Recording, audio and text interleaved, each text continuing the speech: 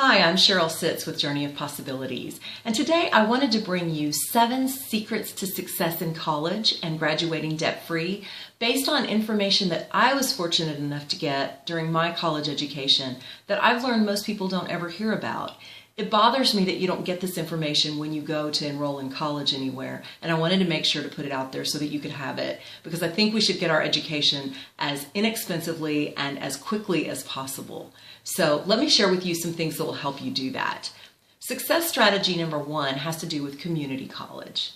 Now, I know community colleges have gotten a bad name in the past because either people don't think that the quality of education is as good as some of the major universities, or maybe they want to hurry up and get out of the house. They don't want to stick around home. They don't want to go to community college. Or there's just several different things involved there. Let me just address a couple of those. Community college offers you an opportunity to knock out your first 2 years of college in smaller classrooms. And because the classrooms are smaller, you get to know the teachers. These professors are often still employed within the industries that they teach in, so they can also be links to business contacts in the community. They can tell you some real-world strategies that you might need to know about the subjects that they're teaching in.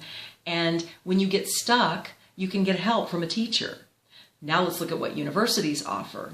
The bigger the university, the bigger the classes, and freshman classes are their biggest. So you end up in an auditorium class with lots of other kids, teachers' assistants to help you instead of the teacher, and it's really hard to develop that relationship with the professors. So for cost comparison reasons, I'm a big advocate of community college, at least for your freshman year. Most of the freshman level community college core courses will transfer to any university. So at least knock out your English, math, science, history. Get that stuff done where the classes are small. You've got resources close to home that you're already familiar with, and it can kind of ease your transition into college. College is not going to be what high school was. There's more expected of you, the course loads are more demanding, and there's less support and hand-holding. So getting used to managing your time and a college level expectation is really nice at a community college. So there's my 2 cents worth on community colleges. I really think they're worth a second look. The next success strategy is about getting your credits to transfer. So if you are going to go to a community college, then you want to make sure that everything that you take there transfers into the university that you want to attend. And the best way to do that is to start at the university with your meetings. Go meet with the department where you want to major in there. Say you want to be a communications major. So you go meet with the communications department at the college that you want to transfer into. And you let them know where you want to take your community college classes and find out from them which ones they will accept and which ones they won't. Get it in writing.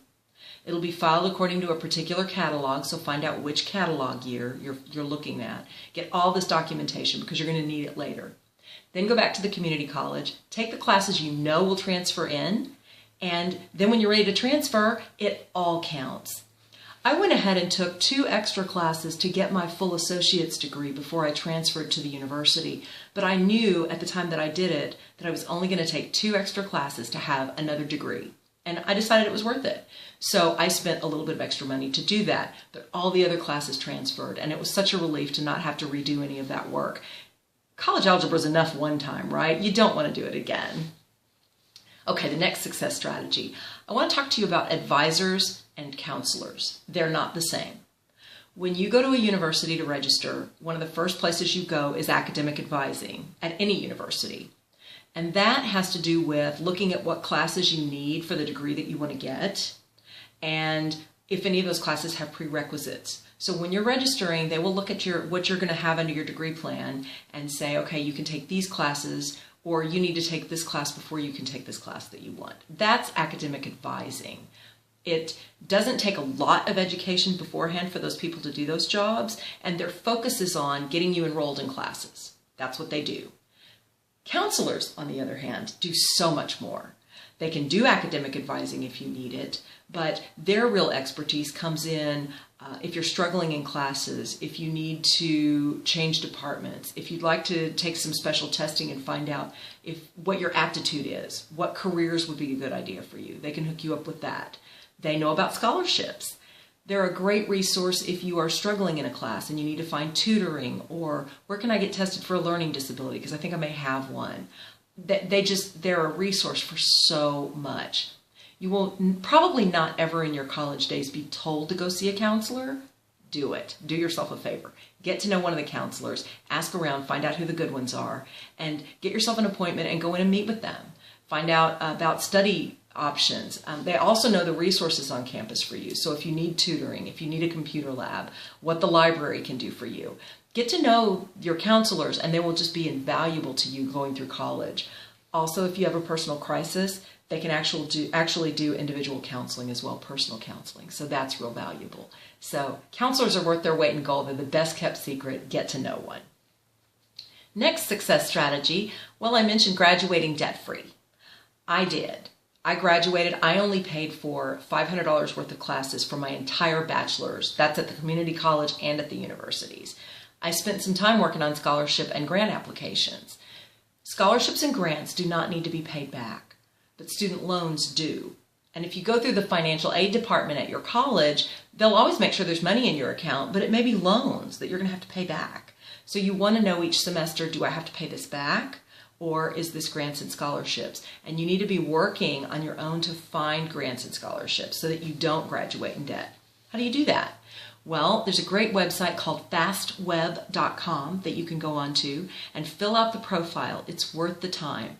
They're an aggregate of all kinds of scholarships and grants. So they automated the process of emailing you then back all the scholarships and grants that you qualify for, both today and in the future as they get new ones. If it matches your profile, you just get an email in your inbox and you can go apply for some more money. It's really handy. I got several scholarships through doing the work with them.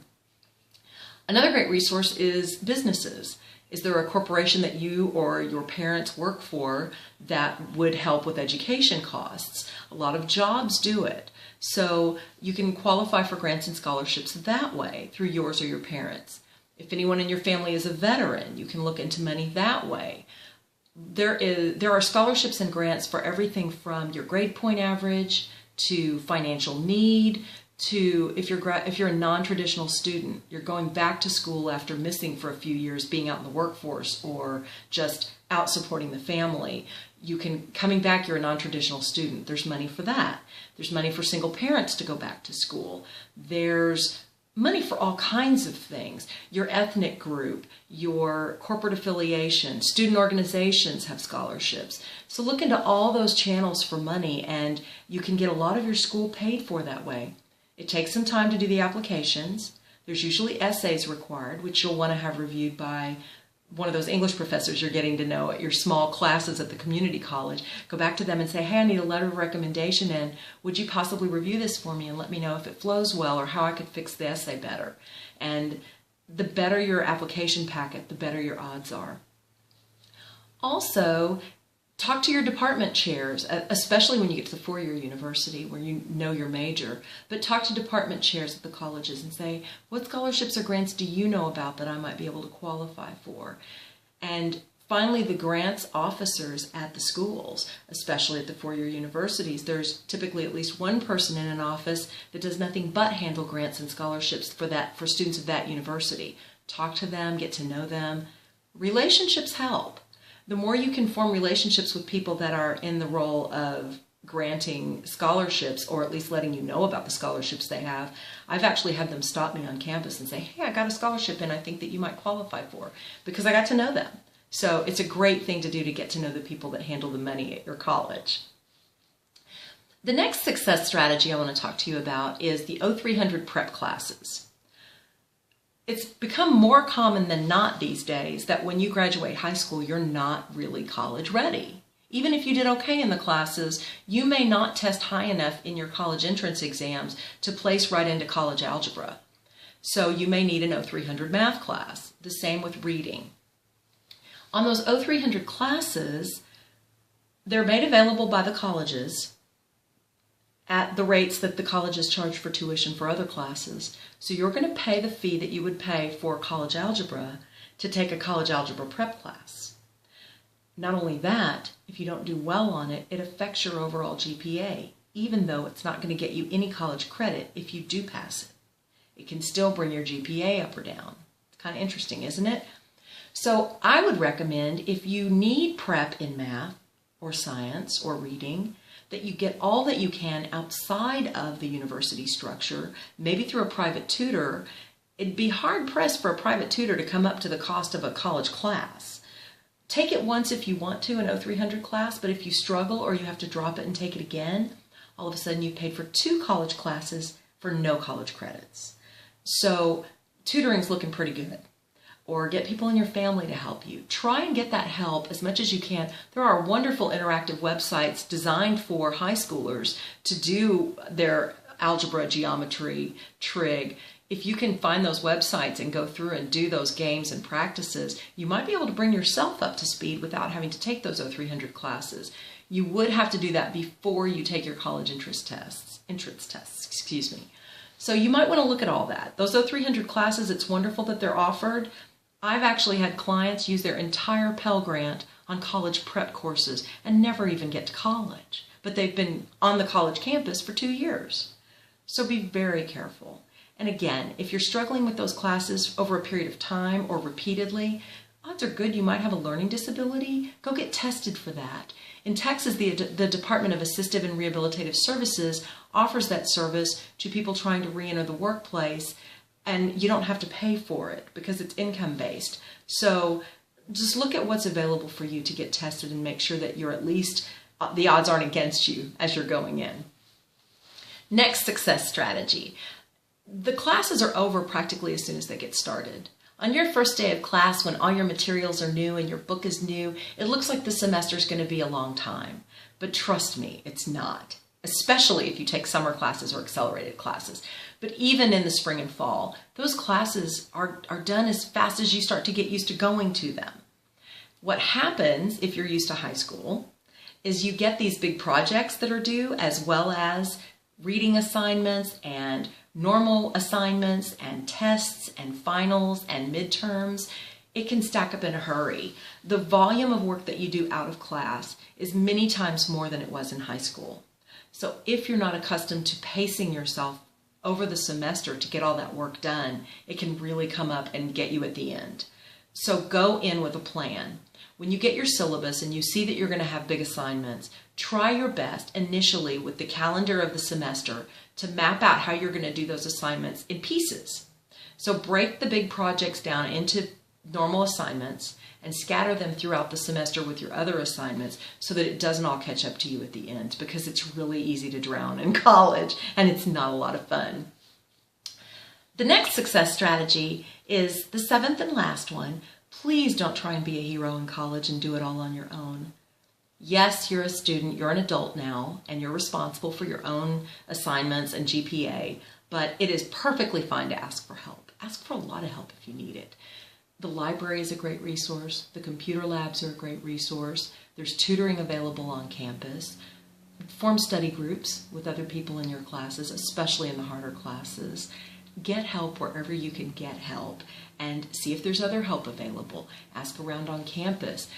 Make appointments with your professors where you can. If there are student teachers or teachers' aides, they can be a great resource for you as well. Don't be shy to ask questions in class. Don't worry about what your classmates think. You've got to pass this thing, right? So get the help that you need to get through it. And once you've found all the resources on the 2-year campus that I mentioned, it's much easier to go in search of those when you get to the 4-year campus. Another valuable hidden away resource within all of these colleges is you get access to their gyms, to their weight rooms, to their gymnasiums, their tracks. Use those. Manage your stress. College is stressful. It's stressful to learn how to pace yourself. There's peer stuff going on. There's dating going on. There's a lot going on. Plus, you're usually in a new environment. So manage your stress however you can. And I don't recommend a lot of drinking and drugs to do it, okay? We're going to keep this about college. So manage your stress in a way that's going to help you succeed in college. Get done and get on with your life. You'll still have fun in the meanwhile. I'm Sheryl Sitts of Journey of Possibilities. I hope this video helps you with your journey through college, and I hope it saves you some time and money. And if I can ever help you in the future with resumes, with putting together those scholarship packages and essays, Possibly you even want to launch your own business. That's one of my areas of expertise. I love to help people do that. So if I can be of any service to you, I love coaching people and being successful and living their passions. So don't hesitate to reach out to me. My contact information is with this video. Good luck to you in your school and in your life. Thank you.